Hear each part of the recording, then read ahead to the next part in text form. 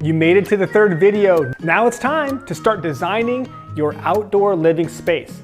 At this point, you should have completed your vision board. You've thought through the experiences, built your vision, and made a list of everything you're even considering for the next 3 to 5 years. And I mean everything, because you need to know everything before you build anything. If you skip even one thing, it's gonna catch up to you later. You're gonna be mid-project, you're already spending money, and suddenly you realize, we wanted to add this too. I don't want you to be mid-project and think, oh dang it, we should have added this. Now everything needs to get shifted aside, you have to get redesigning, you're spending more money, your money's getting wasted, and the flow gets broken. And that's exactly what I want you to avoid. So if you didn't do that last step, please go back and do it now. It really is your foundation. Okay, so now we're gonna talk about the most important part. It is the master plan. This is where most homeowners go wrong. They have an idea, they have inspiration, but they don't know how to bring it all together into one cohesive design. So they start building in pieces, and that leads to disconnected spaces, poor flow, and a backyard that looks okay, but doesn't feel right. So here's how we fix that.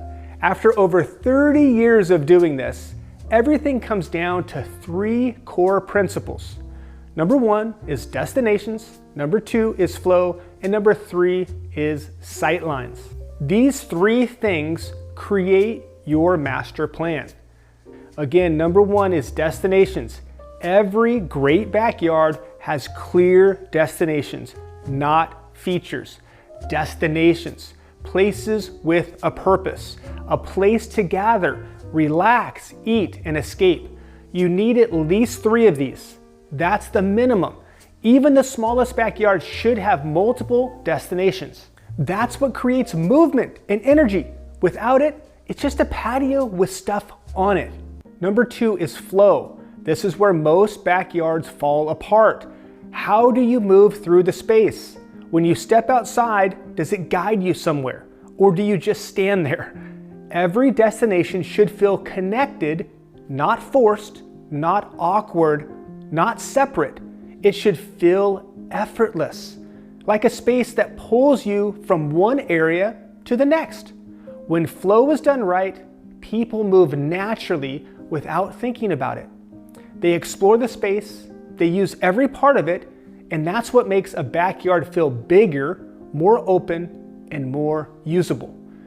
And then number 3, as you know, is sightlines.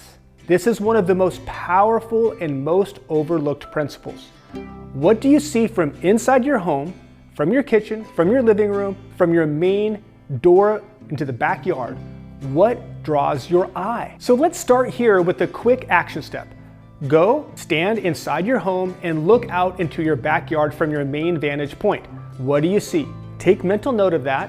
And now I want you to go outside and I want you to walk into your backyard and I want you to look at your home. Notice your windows and your doors and how everything lines up. Okay, so now we're gonna place your main hub. This is the anchor. I want you to position that main hub in the direct sight lines from your primary indoor vantage point. So using these sightlines, we position the gazebo out into the yard with an outdoor kitchen and a pergola on the deck, directly out of the sliding back doors, connecting both structures.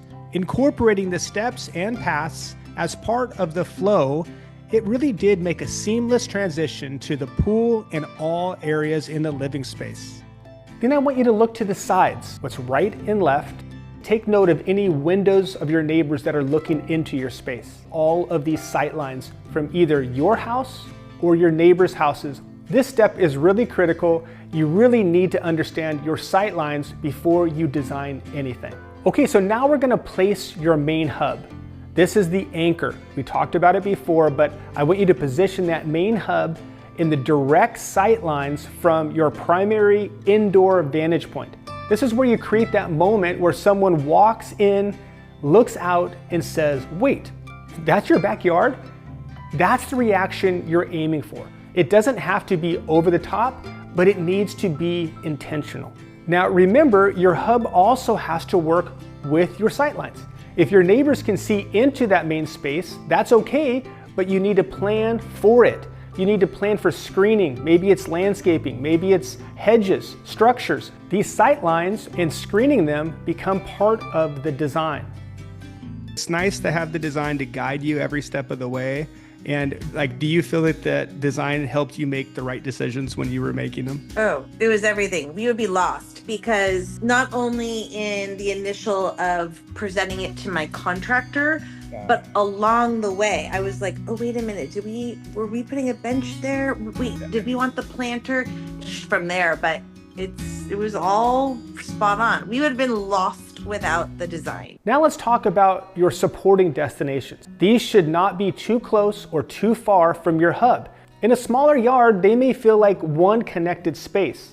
In a larger yard, they may be more spread out.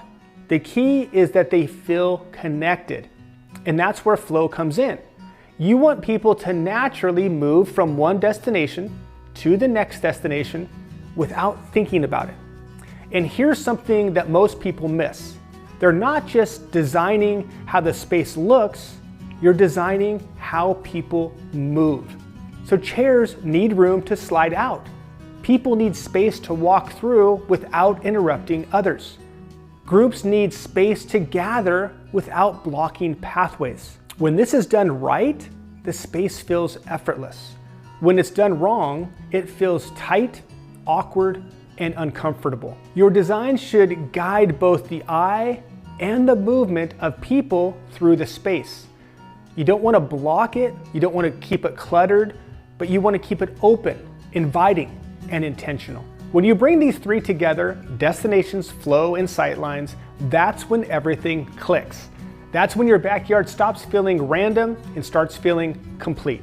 I just can't believe what it looks like now, you know, it is absolutely, every square inch of the space is outdoor living, you know, it's gorgeous. Well, you know, one of the things that we saw and loved on your YouTube channel before we even contacted you and hired you that absolutely came to fruition was you talked about the zones. Yeah. That's everything. Yeah. And even, you know, it's like, come over here away from the table and let's sit by the fireplace.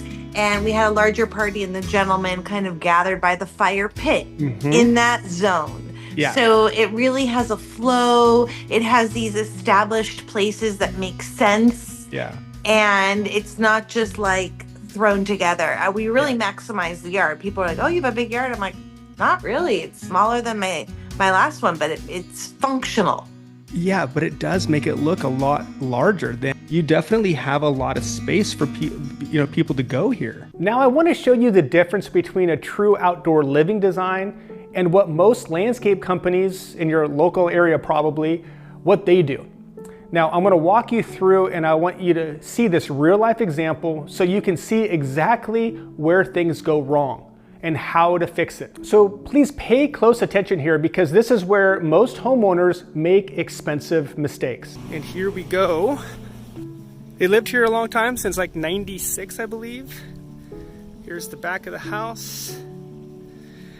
What we're thinking is take all the concrete out, take all the flagstone out, take the fire pit out, and we are thinking about doing a 12.5 by 16 foot covered structure. We're gonna make it a gable style to match the home. And that will be, in my mind, right here. You would enter that right here. It could be bumped out a little bit further maybe, yeah. Anyways, that'll be 16 that way and 12.5 this way. And fireplace at the end, TV above that.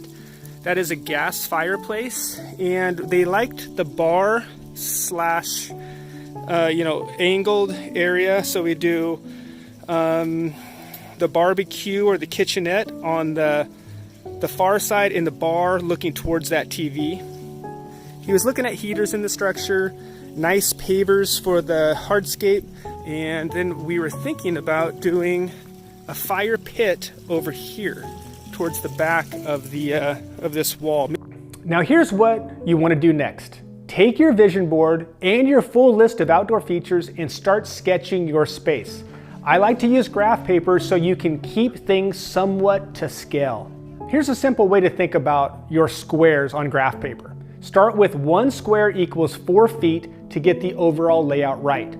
Then move to 1 square equals 2 feet to refine your spacing.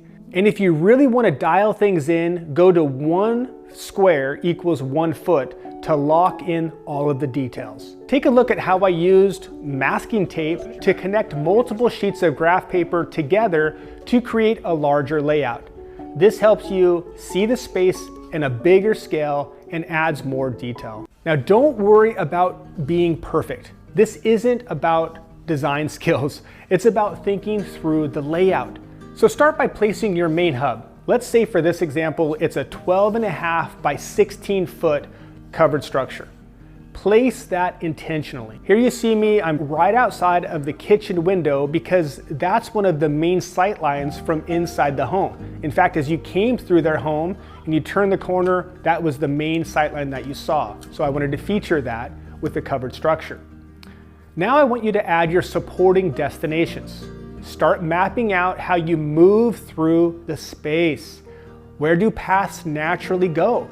Where do people naturally gather? Ask yourself, does it feel connected? Does it flow? And what do you see from inside your home? And one more thing, this is another critical item, you don't have to build everything at once. Most of my clients, again, they build in phases, but they have a complete master plan first. So when they build phase 1, it already accounts for phase 2, for phase 3, and even further on. Nothing gets redone. Nothing gets forced in later. Everything fits because everything was planned from the very beginning. That's what you're doing right now. So once you do this, you're no longer guessing, you're designing with intention. And that's the difference between a backyard that just looks good and one that actually works.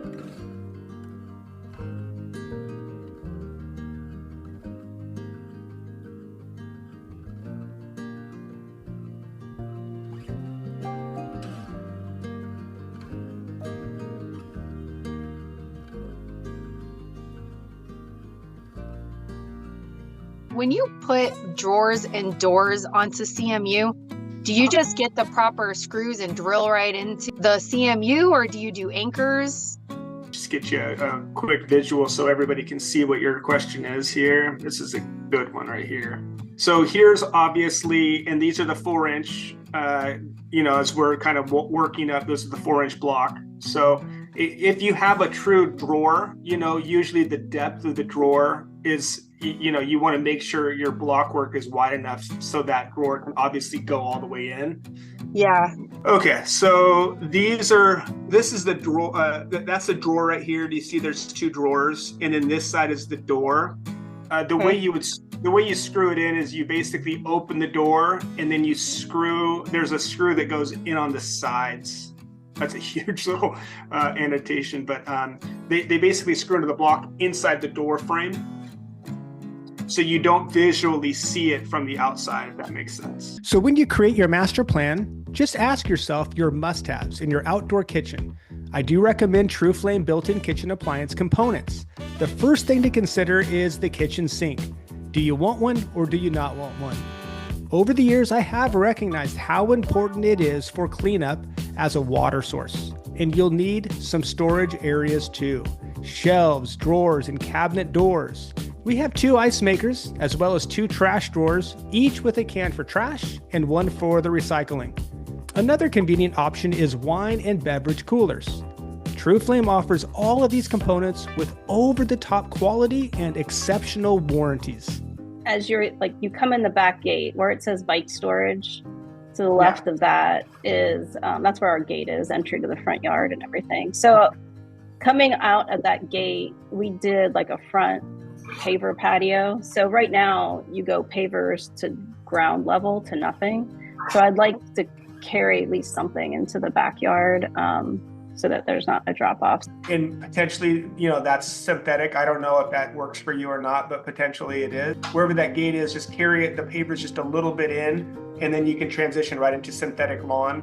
And then that whole space becomes synthetic, and it's a great transition to all the other materials.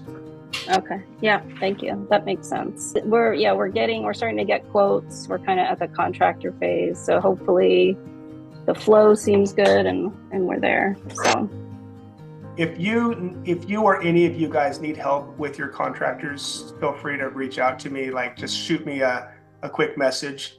I would be happy to even jump on a Zoom call with you and the contractor if you need anything. All right, guys, in the next video, I'm gonna show you how to take this master plan and to turn it into a real design, something that actually can be built the right way.